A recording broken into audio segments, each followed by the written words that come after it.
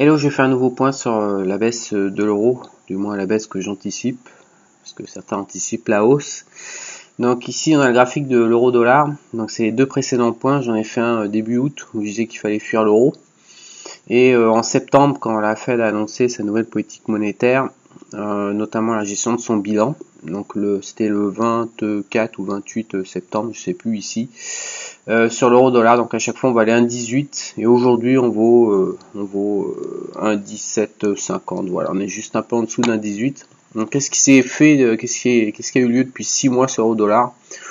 Bah grosso modo, ça s'appelle rien quoi, il s'est rien passé. Au plus bas on a fait une petite pointe à 1,15. On titille un peu de temps en temps, un 18,50, un 19, voilà. Sauf ici, pendant une semaine, on était tapé un 20. Mais grosso modo, on a un 18. Un 18 sert un petit peu de bloque la parité. Donc, la grande question, c'est est-ce que tout simplement, est-ce qu'on fait ça là, comme ça, on part à un 25, comme de nombreuses personnes anticipent. Leur argument, je les ai écoutés, c'est surtout que l'économie européenne va mieux, que l'Allemagne n'arrête pas d'exporter, donc qui dit exportation dit rentrée de devises, donc plus de demandes pour l'euro. Et puis il y a les gens comme moi qui sont purement monétaristes et qui n'ont rien à branler des exportations de l'Allemagne ou de la situation économique, et qui pensent que tout est fait par les banques centrales. Et donc là, si on regarde l'action des banques centrales sur l'euro-dollar, il n'y a pas à se poser deux secondes la question, ça fait ça normalement. Ça revient au moins vers 1,10. Moins 0,5 d'ailleurs. Donc ça on verra dans le futur, en 2018, si l'économie réelle ou si la politique monétaire des banques centrales, on verra des deux qui est le plus puissant. Mais pour l'instant la situation c'est la suivante. Donc vous me posez la question, Charles, est-ce que tu crois toujours à la baisse de l'euro et de la hausse du dollar? Bon, ma réponse est oui. Donc encore plus fort aujourd'hui, c'est pas une question d'y croire d'ailleurs ou de ne pas y croire, c'est juste que l'euro n'a pas de fondamentaux en sa faveur. Si on regarde ça du point de vue monétariste, encore une fois, et je vais vous le montrer maintenant. Donc voilà. Donc le premier événement donc cette semaine sur lequel je voudrais revenir. Donc là la courbe bleue là comme ça qui est proche de 0, on est en 2014 comme ça, tac tac tac tac tac, ça c'est la politique des taux zéro des Fed Funds de la Fed américaine. Donc on est à 0 et donc depuis 2015 ils ont décidé de normaliser, ils ont remonté petit à petit les taux. Donc là ils viennent de remonter cette semaine les taux une nouvelle fois. Donc maintenant on est entre 1,25 et 1,50. Donc ça voilà, ça va osciller à ce niveau-là environ. Alors un mot sur ces taux d'intérêt très court terme, bien qu'il c'est pas avec eux que je me dis que le dollar va monter et que l'euro va descendre, même si le fait que les taux soient désormais positifs pour le dollar et très très léger pour l'euro, en fait ça veut dire que quand on fait du trading ou quand on porte des positions, si on est acheteur d'euros et vendeur de dollars, donc on joue la hausse de l'euro, on va payer un intérêt chaque jour qui va représenter le différentiel de taux au court terme entre celui de la Fed et de la BCE. Donc ça veut dire déjà que toutes les positions court terme aujourd'hui coûtent de l'argent quand on va être acheteur d'euros et rapportent de l'argent quand on est acheteur de dollars. Alors c'est pas grand chose, mais c'est un petit élément en plus. Mais c'est pas ça qui m'intéresse. Je voudrais juste me servir de cette vidéo pour vous rappeler comment en fait on vous manipule assez régulièrement. Alors aux États-Unis, vous voyez même pas, mais en fait aux États-Unis, le marché de l'information financière est détenu à 50% par un seul opérateur qui s'appelle Agora Finance. Et Agora Finance, la maison mère, détient peut-être 20-25% de l'audience. Et ensuite, ils ont racheté toutes les petites maisons d'édition d'information aux États-Unis jusqu'à contrôler encore une fois la moitié du marché. Et donc Agora, leur méthode de vente pour vous faire acheter leurs informations, c'est de vous faire peur. Donc toute l'année 2016, je pèse mes mots. Et aussi en France, bien sûr, il y a des gens qui essaient de vous faire peur pour après vous faire acheter des informations ou vous manipuler ou vous influencer pour faire acheter de l'or par exemple ou tout un tas de conneries. Et puis il y a des mecs tout simplement parce que ça fait de l'audience de faire peur, donc il y a des mecs qui parlent très bien, je parle Jorion, toute la clique là, parlent très bien, font des beaux discours, c'est bien cadré et tout. Enfin, leur argument à la base, c'est toujours le même. C'est si un événement ultra improbable arrive, genre une hausse des taux d'intérêt à long terme, dont on perdrait le contrôle, alors tout va sauter. Et donc il y a peut-être 1% à l'heure actuelle de probabilité, 99% que ça arrive pas, et ils bâtissent tout leur raisonnement depuis des mecs depuis 10 ans, 15 ans sur ça va sauter, le système est fragile. Bon bref, ils activent nos patterns de peur primitives, parce que c'est ça qui drive l'audience, et les médias peuvent pas vivre sans faire de l'audience. Et si vous arrivez en disant que la Terre est belle, qu'on s'aime vraiment tous, vraiment, et que on est tous beaux et que intelligents, et puis qu'en plus on n'a pas besoin de bosser pour bouffer, et puis que voilà, on est génial quoi. Bon bah évidemment ça, l'audience va être divisée par 3, ça intéresse personne, ce qu'on veut, c'est avoir peur que le futur ça va être noir, etc., que tout va s'écrouler. Donc ces gens-là en 2016, toute cette clique, surtout Agora US et puis en France également énormément, même les Charles Sana et compagnie, ils nous ont expliqué en long, en large et en travers que jamais la Fed pourrait normaliser ses taux, sinon elle ferait tout sauter, j'en passe et des meilleurs. L'économie sauterait, puis le job, le chômage qui crée des jobs qui sont des jobs fictifs parce que le taux de participation baisse, etc., etc., etc. Donc on a vu tous leurs arguments depuis des années. Je les ai également tenus dans mes propres bouches en 2012, 2010, 2012, puis en 2012 je me suis quand même aperçu que je racontais des conneries, que ça marchait pas. Donc aujourd'hui en fait ce que je voudrais, c'est vous signaler à quel point la Fed est diaboliquement efficace, à quel point elle a réussi son pari envers et contre toutes ces critiques massives sur le net. Elle a tout simplement réussi, comme vous pouvez voir, à monter ses taux, à normaliser. Je vais montrer la courbe d'inflation après. Et il s'est absolument rien passé de ce qui était annoncé par tous les mecs qui font de l'audience à court terme en nous expliquant la fin du monde toutes les semaines, ou que ça va pas, ou que c'est dangereux, ou qu'il y a du risque, ou le risque systémique, ou que tout est fragile, etc. Bon, bref, malgré tout, ces mecs qui nous racontent la life, voilà, depuis 2016, moi je les ai vraiment affrontés en 2016, je me suis vraiment opposé à eux, et puis bah j'ai dit publiquement que je pensais qu'ils étaient en train un peu d'abuser, de nous manipuler. Et là-dessus on m'a répondu que non, que machin, et puis que jamais la Fed en 2017 continuerait à monter ses taux, que c'était pas possible. Bon ben voilà, vous avez devant vous l'impossible qui a eu lieu depuis 2 ans. Donc vous pouvez voir depuis 2016, on est passé de 0 et maintenant on est arrivé ici avec les Fed Funds et il s'est absolument rien passé économiquement, il n'y a eu aucune conséquence. La Fed a été capable de piloter cette modification de la politique monétaire.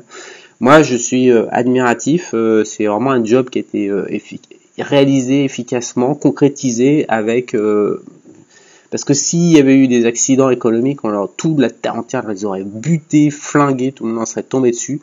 Alors que là, ils ont réussi leur coup. C'est vraiment ingrat quand même de faire politique monétaire, d'être une banque centrale, parce que là, ils ont réussi leur coup, ils ont concrétisé, il n'y a eu aucune conséquence économique négative. Et il n'y a personne qui dit bravo, il n'y a personne qui dit c'est bien mec, putain t'as réussi l'impossible, ou t'as réussi une partie très difficile, t'as réussi à gérer la terre entière, toute la planète finance, à pas les énerver, à pas créer de la panique, et t'as réussi à remonter tes taux pour normaliser la politique monétaire petit à petit.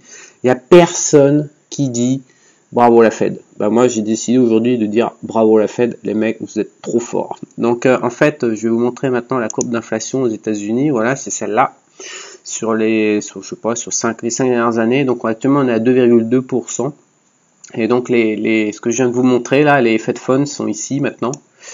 Donc il y a encore un petit écart de normalisation à faire, voilà, pour aller rejoindre l'inflation. Mais grosso modo, les 2 tiers du job sont faits. On est parti de 0 et les 2 tiers du job sont faits. Il y a de l'inflation à 2% comme ils veulent. Les Fed Funds sont remontés, personne n'a paniqué. Donc voilà, je tire mon chapeau et je vous invite à réfléchir sur ce que fait la Fed et à réfléchir sur tous les mensonges qu'on vous raconte du matin au soir pour encore une fois vous faire peur et vous manipuler. Il n'y a pas d'autre objectif que ça. Donc, une fois cette longue parenthèse finie, revenons à la parité euro-dollar. Voilà, donc pourquoi au niveau monétariste, si la politique monétaire bat la vigueur économique allemande, hein, si ça la bat, alors pourquoi le dollar va forcément monter et l'euro va se péter la gueule?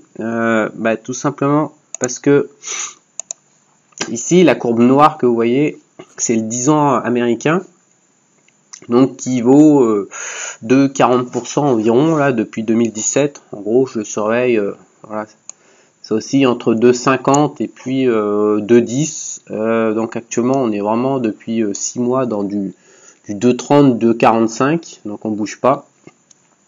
Et en face, nous avons le roi allemand, les obligations allemandes qui elles sont complètement manipulées par la BCE avec les quantitative easing, à raison à partir de janvier 2018 de 50 milliards par mois. Donc les prix donc on est à 0 là, 0,030, enfin n'importe quoi, ça vaut rien.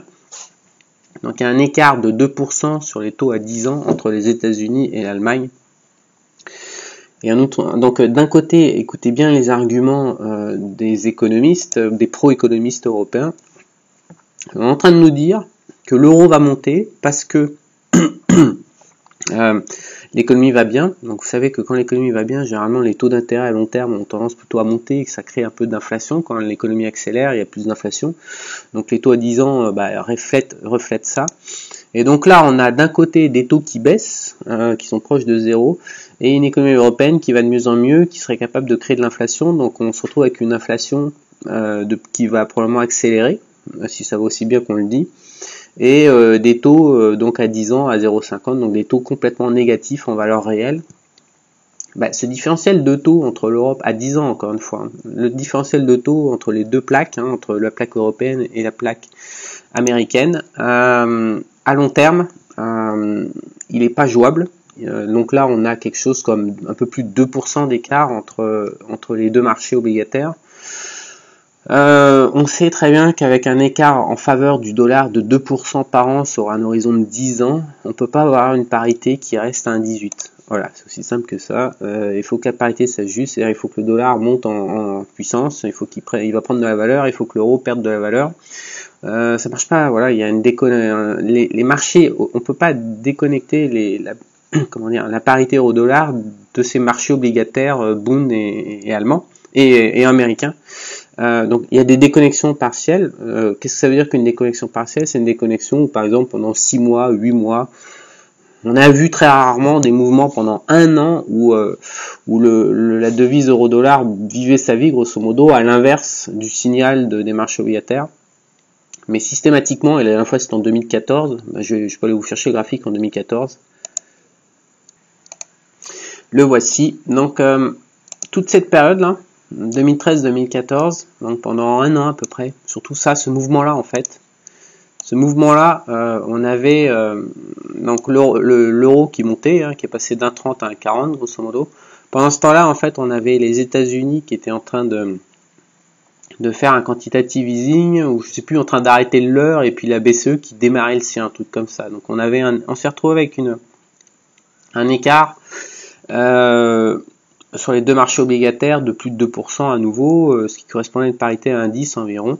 Et donc l'euro-dollar aurait dû faire ça, comme ça, là, il aurait dû plonger comme ça, arriver vers l'indice ici, et au lieu de ça, il a monté. Et il a monté pendant 10 mois, 1 an. Mais derrière, vous voyez comme moi, le carton est passé d'1,40 à 1,5 en l'espace de... Voilà, on a pris une énorme tannée en l'espace de même pas un an, en l'espace de 8 mois, on est revenu donc sur la parité des marchés obligataires, même on l'a un peu enfoncé, on était un peu plus bas, voilà. Donc ces mouvements-là, je les ai étudiés sur les 20, enfin depuis l'avènement de l'euro, puis avant j'avais regardé un peu le Deutsche Mark contre le dollar. On peut pas remonter en arrière très longtemps, tout simplement parce qu'avant 1971, il y avait les parités dollar-or, donc avant le Bretton Woods, donc on n'a que 40 ans d'historique, donc on peut pas vraiment faire des plans répétitifs sur le long terme. Néanmoins, à chaque fois qu'il y a un découplage un peu trop violent entre les marchés obligataires allemands et américains, il y a un ajustement sur la parité tôt ou tard. Donc je peux pas vous dire si c'est dans 3 mois ou si c'est dans 1 an. Ce que je peux vous dire, c'est qu'actuellement, l'euro-dollar devrait être à 1,05 environ. Il devrait être là en fait. Voilà, donc là on est en train de faire, pendant 6 mois on fait un petit run là, mais il y a déjà un écart d'environ 12 à 13% en trop, donc voilà, affaire à suivre, mais pour moi, l'approche monétariste c'est que tôt ou tard on doit au moins aller rechercher les 1,05. Si on prend la parité sur les marchés obligataires à 2 ans et non pas à 10 ans, on devrait carrément être à la parité euro-dollar, c'est-à-dire qu'en fait l'euro-dollar devrait être ici. Sur le 2 ans. Mais moi, sur le 2 ans, ça me plaît pas trop. Je préfère regarder les marchés obligataires sur 10 ans. Donc alors, est-ce que vous pensez que l'économie européenne va être capable de déplacer, de battre les marchés obligataires? Je vais vous mettre ça en perspective au niveau des chiffres. Donc je me trouve sur la balance commerciale de l'Allemagne, qui énerve tant Trump et qui fait baver tellement d'économies de pays dans le monde. Donc on voit qu'actuellement elle dégage 20 milliards par mois environ d'excédent, soit environ 250 milliards d'euros par an. Voilà, depuis 3 ans environ. Donc c'est une belle machine de guerre économique qui crache pas mal d'excédents, pas mal de surplus pour l'Allemagne. Maintenant, on va comparer ces 250 milliards et ce que représentent les sommes en jeu sur les marchés obligataires à 10 ans américains et allemands. Bon, je vous mets un peu un chiffre un peu plus global. Le volume moyen d'échange chaque jour sur les treasuries entre 2000 et 2015 en milliards de dollars. Donc vous voyez que chaque jour il s'échange 500 milliards. J'ai pas trouvé les chiffres, je vais pas chercher plus loin, mais c'est juste, vous l'aurez compris en un clin d'œil, les chiffres d'échange quotidiens sur les marchés des obligataires représentent X fois les chiffres mensuels des excédents commerciaux allemands. Donc les proportions, c'est juste pas comparable en fait. Voilà. L'Allemagne fait 250 milliards de surplus par an, capable de susciter un intérêt sur le marché d'échange pour acheter de l'euro. Mais en face, les transactions sur les marchés obligataires sont juste monstrueuses. C'est des milliers de fois ou des centaines ou des milliers de fois la problématique commerciale allemande. Donc pour moi, en fait, l'économie allemande et l'économie européenne, elle peut faire tout ce qu'elle veut. Le jour où les gens, qui sont les gens derrière ces marchés obligataires? Il y a les fonds de retraite, il y a les fonds souverains, il y a tout un tas de gros players, des grosses trésoreries, des grandes fortunes. Mais l'argent des retraites, c'est l'argent numéro 1 en fait dans le monde. C'est le plus gros réservoir, la plus grosse puissance financière. Ces gens-là contrôlent des dizaines de milliers de dollars, puisqu'ils vont devoir les payer d'ailleurs dans les années à venir. Franchement, quand ils sont sur les marchés obligataires, s'il y a un mouvement sur le marché obligataire, je sais pas, une hausse des taux et qui changent leurs décisions ou qui changent leur politique, ne serait-ce que 1% d'allocation, ça impacte tellement énormément, ça défonce n'importe quelle classe d'actifs, y compris la plus grosse parité au monde qui est l'euro-dollar. Donc c'est pour ça que moi je m'occupe très peu, j'ai aussi fait des recherches sur les surplus commerciaux, les balances commerciales des différents pays pour voir à quelle mesure on pouvait trouver des statistiques qui pouvaient laisser deviner la tendance du marché des changes. J'ai pas trouvé quelque chose de significatif, alors qu'en revanche, la corrélation entre les marchés obligataires, les écarts notamment entre allemands et américains et la parité Deutschmark dollar et après euro-dollar, cette corrélation, excusez-moi, elle est en place depuis donc 30 ou 40 ans. Elle n'est pas parfaite bien sûr, donc je peux pas vous dire exactement si c'est dans 3 mois que l'euro va corriger ou dans 1 an, mais inévitablement il va corriger à la baisse et il va pas. S'il monte, il va peut-être monter à court terme, mais il va pas aller bien loin à mon avis, parce que la situation obligataire est telle aujourd'hui que c'est à peu près impossible, techniquement parlant, vis-à-vis des sommes en jeu, c'est à peu près impossible qui puisse battre le dollar, sauf une modification des politiques monétaires. Je vous rappelle également l'autre donnée dont j'ai pas encore parlé, c'est qu'en septembre, donc la Fed, je vais vous mettre le graphique à jour.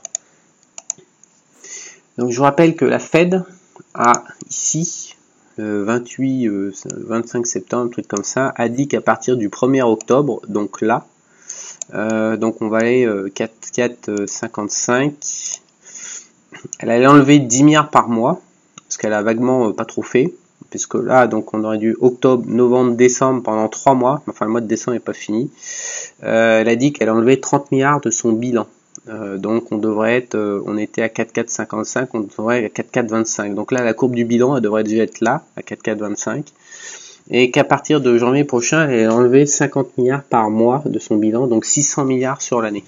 Parallèlement, la BCE va continuer d'augmenter, à faire du quantitative easing. Donc c'est pas, si vous retirez d'un côté de l'argent et que d'autres vous en injectez, au niveau des taux d'intérêt sur le 10 ans, sur le marché obligataire, forcément il y en a qui monte et l'autre qui descend, enfin c'est pas les mêmes impacts quoi. Et surtout le différentiel entre les deux plaques, européennes et américaines, ça fait donc 50 milliards de retrait, je sais plus c'est 30 ou 50 milliards, peut-être la mémoire qui flanche. Mais ouais, c'est 50 milliards d'investissements par an, par mois par la BCE et 30 milliards de retraits par mois de la Fed, un truc comme ça pendant un an. Donc ça fait un écart de 80 milliards, je crois de mémoire. Donc ça fait un écart de 1000 milliards à l'année entre les deux bilans de la BCE et de la Fed en 2018. Alors évidemment, quand on retire, de toute façon on voit bien la Fed pour l'instant n'a pas encore trop commencé. C'est un peu bizarre, hein, ils annoncent ici le 27, ils annoncent qu'ils vont faire quelque chose et puis ils le font pas immédiatement. Ils le font un peu, ils abandonnent, ils remontent. Je sais pas si pour brouiller carte ou pour calmer pour pas créer d'anticipation dans un sens ou dans un autre. Je ne suis pas dans le secret des dieux. Donc ils exécutent de manière partielle, voilà, puis tout à coup ils vont peut-être l'exécuter en une semaine fin décembre. Je sais pas bien comment ça va se passer, mais s'ils mettent à exécution ce qu'ils ont annoncé, c'est-à-dire la réduction du bilan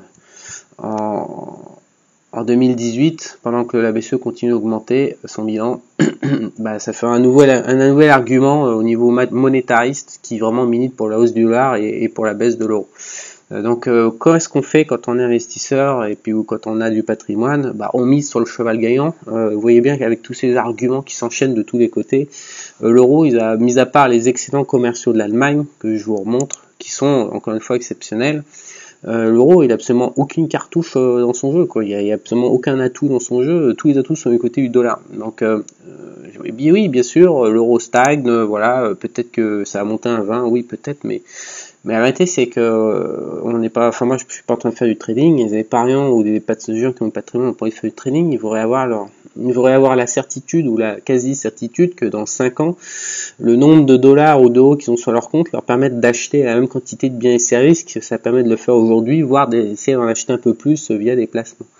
Donc c'est ça l'objectif de l'épargnant. Et donc sur le long terme, en raison 3 à 5 ans, on comprend bien que le dollar, vu la tronche monétaire, les différences de cycle européenne et puis américaine, on comprend bien que le seul candidat valide sur lequel il est évident de miser, c'est le dollar, c'est pas l'euro, parce que tout milite en sa faveur, ou presque tout milite en sa faveur.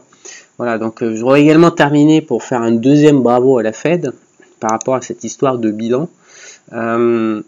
Parce qu'on dit souvent que les États-Unis sont ultra endettés, que la Fed a fait n'importe quoi, la grande vilaine, elle a monétisé les dettes comme une brutasse, la folle. Et donc en fait, moi, si vous calculez les ratios, ce qu'on oublie de dire, oui, la Fed a 4500 milliards de dollars de bilan, c'est n'importe quoi, ma petite dame. Ouais, le petit détail, c'est que le bilan de la Fed, qu'on voit, alors 4450, il faut le comparer à la taille de l'économie américaine qui fait 18 000 milliards et qui est quand même assez costaud, alors que en fait en face les banques centrales européennes, chinoises, japonaises ont des bilans à peu près similaires, sauf que leur économie est beaucoup plus petite et donc voire vraiment plus petite, et donc l'excès des banques centrales des autres pays sont bien supérieur à l'excès américain. Au final, je l'ai calculé, c'est 23% la taille du bilan de la Fed actuellement par rapport à l'économie américaine, et donc ça reste quand même pas extraordinaire et beaucoup moins excessif que tous les autres pays réunis. Donc c'est à nouveau un argument monétariste qui dit l'endroit le moins pourrave de la Terre pour foutre son argent, pour essayer de conserver de la valeur, du pouvoir d'achat à dépenser dans le futur, parce que c'est ça la fonction d'une monnaie, c'est les États-Unis, c'est le dollar et c'est pas du tout l'euro. Voilà. Donc affaire à suivre encore une fois, mais la vision de cette vidéo, c'est quand même 6 mois, 1 an, c'est pas faire un petit coup de trading à raison 1 mois ou 2 mois, quoi. Alors qu'est-ce qu'on fait de son argent en zone dollar si on est convaincu que le dollar c'est le meilleur endroit pour le conserver? Qu'est-ce qu'on en fait? Il n'y a pas 36 moyens aujourd'hui. On peut le mettre dans l'immobilier, on peut l'investir en bourse. Et j'ai pas utilisé le mot trading, mais investir en bourse. Ça veut dire prendre des positions à moyen long terme. Par moment, on prend une position et puis toucher pendant 1 an ou 2. Combien ça rapporte l'investissement en bourse? Actuellement, dans le portefeuille, j'ai 20 lignes qui en moyenne rapportent 9,5% par an de dividendes. J'avais également 33% de cash parce que j'avais peur. Depuis que je surveille, je vais faire une autre vidéo, un autre update sur la crise et les triggers de la crise pour 2018-2019. En l'occurrence, je suis de moins en moins convaincu je vois pas trop aujourd'hui qu'est-ce qui pourrait déclencher une crise en 2018. Donc j'envisage moi de monter à 30 lignes et remonter à 100% exposition. 30 lignes pour dans des investissements boursiers qui rapportent, encore une fois, je cherche que du dividende, je suis à 0% de plus-value. Si je suis à 0% de plus-value, je suis content. Donc avec des positions qui vont gagner et perdre et s'équilibrer. Ce qui m'intéresse, c'est de toucher les dividendes américains. Donc je vais monter à 30 lignes, à 100% d'exposition. J'essaye d'augmenter, j'ai déjà présenté une valeur sur le compte YouTube Objectif Eco. Donc j'ai fait ça la semaine dernière. Une idée pour arrêter de me passer son argent. Donc la valeur elle s'appelle TCAP. Donc elle rapporte 12%. Le souci c'est que quand on est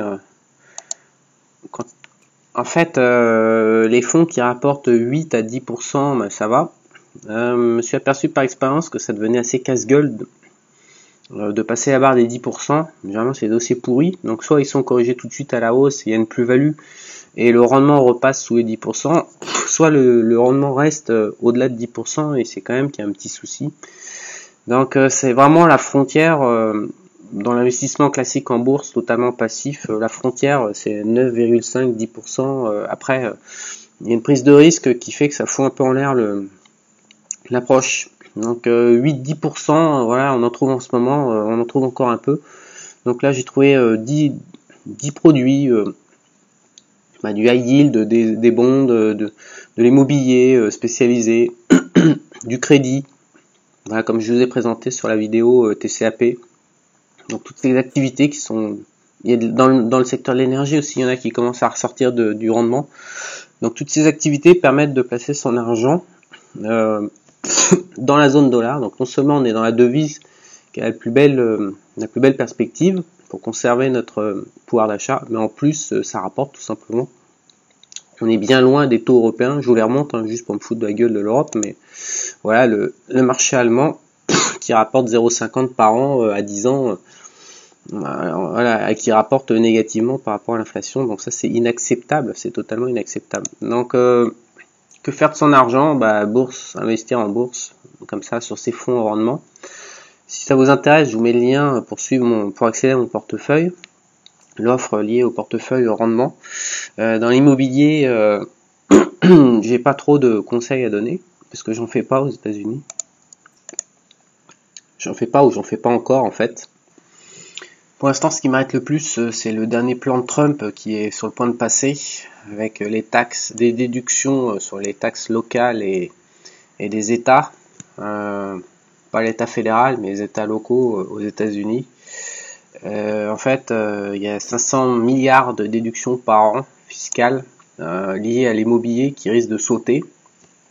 Alors, ça m'inspire pas des masses de miser sur un marché qui va prendre une facture de 500 milliards de plus d'impôts par an. Ça à vérifier et à attendre et à concrétiser, mais ça fait un peu peur le marché immobilier américain avec ça. Donc je suis en attente. Et puis il est quand même assez chèrement évalué le marché américain, même s'il y a des petites villes, il y a toujours, il est assez riche et il y a des petites, à mon avis il y a encore plein d'opportunités, mais l'histoire des taxes, l'immobilier et les taxes, c'est quand même deux trucs qui sont liés. Donc moi, pour l'instant, je reste en dehors de l'immobilier US et je me contente juste de mettre de manière passive 30 lignes, un portefeuille sur 100, donc pas plus de 3% par ligne en fait. Si votre portefeuille fait 30 lignes, voilà, 3,33% pour dispatcher le risque sur des produits qui rapportent entre 8, 50 et puis 10% par an. Et puis j'essaye de pas trop aller m'emmêler les pinceaux sur les plans supérieurs à 11%, comme j'étais en train de vous expliquer tout à l'heure. Voilà ce que je peux vous dire par rapport à l'euro-dollar et au placement patrimonial de votre cash.